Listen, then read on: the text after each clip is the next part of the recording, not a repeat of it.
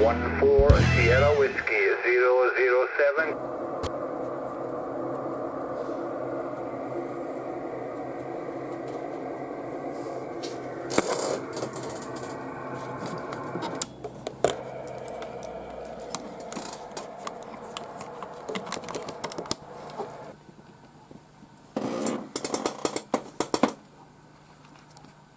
Bonjour, hello, welcome to MaxMountainWorld. Welcome to the Radio Shack.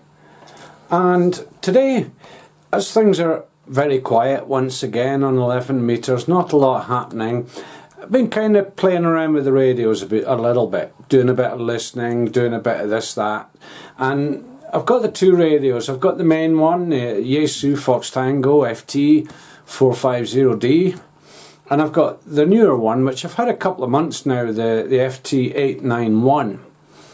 Now, I'll focus on the second one there. It's only in here installed through a switching thing to make it easy, just so I can get used to it, so that I can use it on the road without having to refer to the book and go, oh, what's this, how it's all set up, it's ready to go.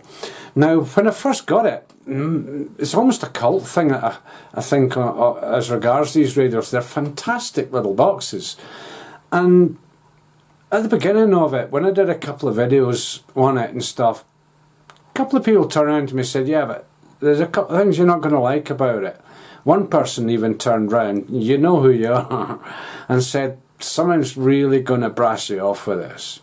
So I went about all the stuff and all the rest of it, and I'll combine those statements with what I found and what I think is the good points and bad points of this little radio.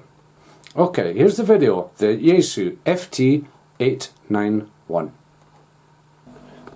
One of the things that I like about the 891 is when you switch it on, it gives you a voltage reading, which for me, running on campervan batteries, is really cool. So apart from a little visual of the camera waving about everywhere, here we go.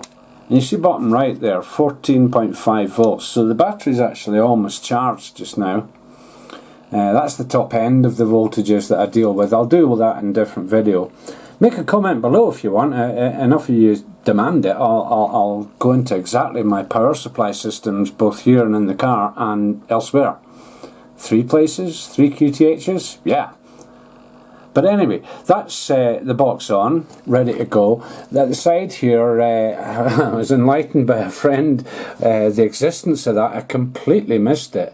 So one of the things I like there, and going on to something that I didn't really like, is the fact that, and it shares this with the 450, is you've got these connections on the back here for down the bottom here for connecting up whatever, for connecting up with headphones or whatever, but it's not a stereo jack. It's the same size, but it's not the stereo version, so you only get one side of the system that I've got plugged in coming through. So this is a computer system I've got. It's a Logitech system, 1 speaker, 2 speaker, 1 bass bin behind all the Stramash stuff that's going on back there. And from that, on both radios I get a fantastic front end. Really, that's such a crisp sorry. So coming away from the lovely crisp background sound, how many of you guys will have nothing all day or whatever and you think, let's just quickly check the swar. Yeah. So I don't know, I do this regularly, probably should be doing it more when I'm using the radio, but so that just kicks it off, gets the ball rolling. That's one thing that's good thing, one thing not so good thing. On to what I was warned about. And at first when I had this warning, there was someone that replied to one of my YouTube videos. He said, this will really brass you off. He actually used stronger language, but I'm not doing that on my channel. And I thought immediately, this is the lower sideband, the LSB selection thing. And I thought, no, it's got to be something more obvious than that. That's too obvious, you know. So I went looking for other stuff. I did actually find some stuff, but I didn't find anything that's irretrievable, that's not changeable, that's not programmable or whatever. So I'll go into the lower sideband thing, how I got around that, and then I'll cover a couple of things. Just before I start, but I have a little reference in the manual. I've virtually worn this out, but this is the menu system, basically as it is in the machine, without the colours. The colours I've got for my own references of what to do and what not to do and stuff, and basically it's huge, the same size as the menu in the radio. So if you imagine actually you're in the system in the radio, which I'll go into in a second, and then every time you want to select lower sideband, you've got to click, click, click, click, click, go and find it. Not so. I'll just bring the camera in a little bit. Now my foray into the menus on this radio was very much like my foray into right clicking on my computer when I first started doing that. What to do is go around everything, go and play with everything, and try clicking and holding. So click and hold on the function button there takes you straight to the menus, and I've got it set up ready to go. So all I need to do there, the default is automatic, i.e. below 10 megahertz is lower sideband, above it is upper sideband, with the odd exception of stuff. And there we go. Oh, I've gone the wrong way. So yeah, that's once I'm in there, click it, lower sideband, back out, hit another button, and we're off and running. Lower sideband. The only problem with that is it overrides everything, it puts everything into lower sideband.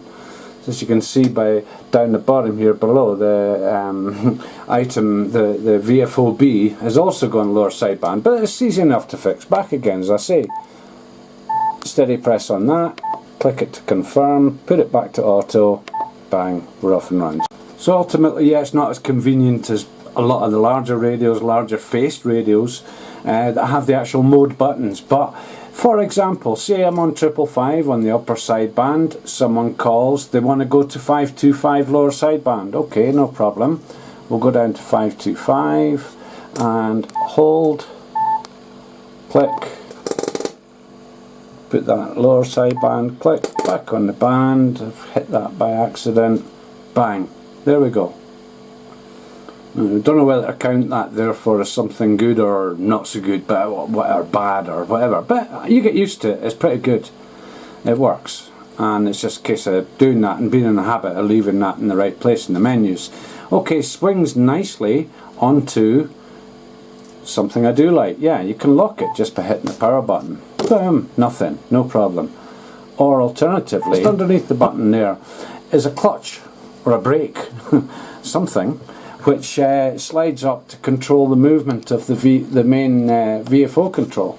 So at the moment on full, it's pretty stiff, and at that, you know, I can hit it and it doesn't do anything. The opposite extreme, and this is brilliant. I've never seen this on a radio except once before. I had a Yaesu where there's a little hex key in the bottom underneath to right under there, to adjust the stiffness of it, but this you can do by hand with a little thing underneath. So at the opposite extreme, I can do the same movement again, and watch what happens. It's flying about the frequencies. Brilliant for scanning or whatever, you know, and it has all the places in between, so you know, I can put it back to my sort of my own personal default, where it doesn't slide too much, but it's not too stiff, and it's not so susceptible to little knocks and stuff. I consider that brilliant. I really love that. So I'll blend into the next one. Go back to the 450. Just quickly power it up. And one thing is that, if I zoom in on this, I've seen loads of people doing videos on YouTube and stuff with these, and the problem with this radio, it's a fantastic radio, but when you do videos on it and stuff, people can see exactly what settings you're using on your tuning.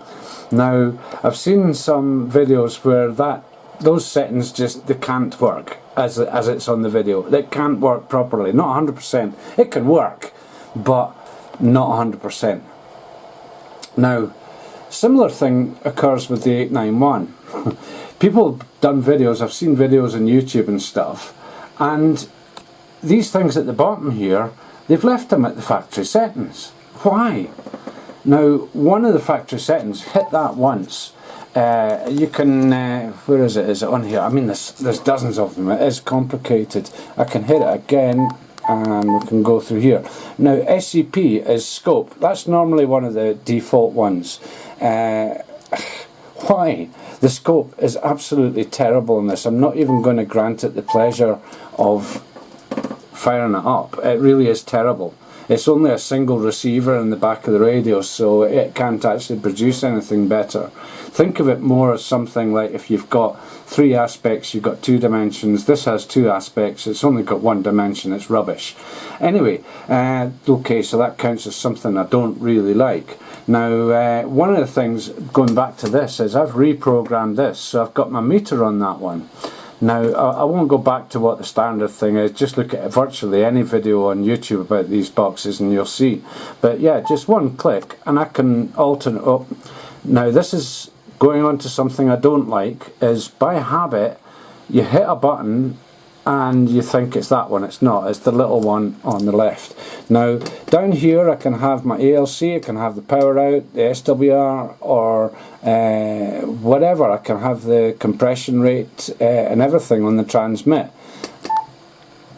But it's really cool just to, oh, where have I gone here?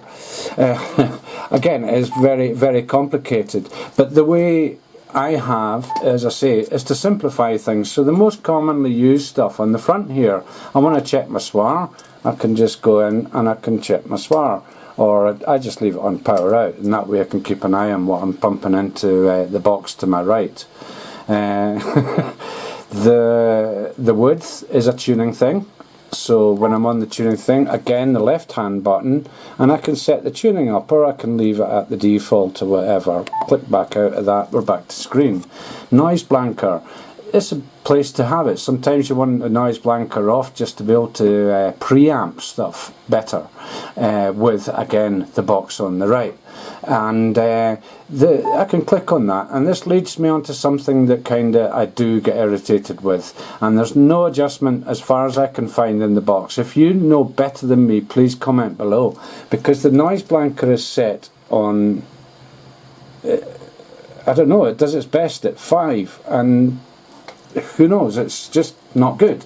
It's a good noise blanker, but depending on where you are in the bands, what mode you're using and stuff, what you're listening to even, you need to fart about that all the time, which is why I've placed it in the bottom of that. So having bypassed the scope, which is annoyingly crap, another thing I don't like is the squelch. The button, the outer button here, it's the only thing it does. They could have integrated that into more than that. But anyway, as soon as you touch it, adjust it, it comes on, and it goes up from 0 up to 100, but it does it in increments of 5. Why not have 0 to 20 or 0 to 100 in increments of 1 would be, I'd say, pretty usable. That is just daft to me. So that's just a couple of the plus points, the not so plus points, the potential not so plus points of the Yaesu FT891. Altogether, I think it's a fantastic radio. I mean, look at the size of that. That's smaller. Okay, it's a bit deeper, but it's smaller than my first CB, my Midland 2001. It does a lot more than the FT450. But it's just not so easy to do it. Once you get used to it, once you get to play with the thing, again, referring back to my statement on right clicking and things, what a magical piece of kit. It does way more than that box. From the tuning point of view, the Yaesu's better. From the transmitted audio, etc., and just the general usage of it as regards transmitting, the 891 every time. So many fantastic audio reports where people are saying, what have you done to the 450? It's sounding brilliant. I'd say, well, it's sounding brilliant before, you said that before, yeah, it's even more brilliant now. And another guy that argued with me, he was convinced I was using a studio mic, and all I'm using is just the standard mic. And incidentally, one thing I've found as well, just as I was about to set up to make this video, is I can actually reprogram the buttons on the mic to do stuff as well. So that'll be a future video. So that, the more that you can hit buttons, it's like in a car. If you have these new cars with the touch screens and the screens in the middle and everything, if you've got to go into your menus to adjust your heater, it's crap. Everyone likes the old buttons and things, you know. Why reinvent the wheel?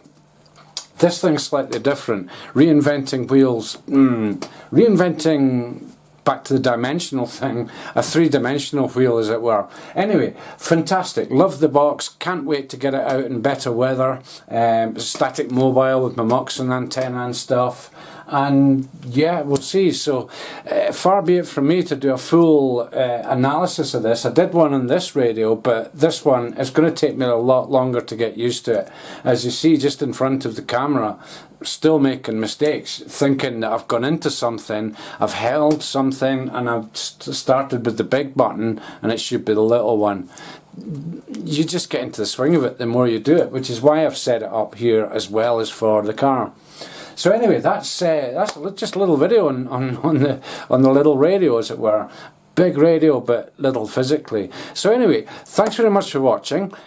Keep subscribing, and when you have done, if you haven't already, click on the alert bell and that'll notify you future uploads from MaxMountainWorld. So until the next video, again, thanks very much for watching. Ciao.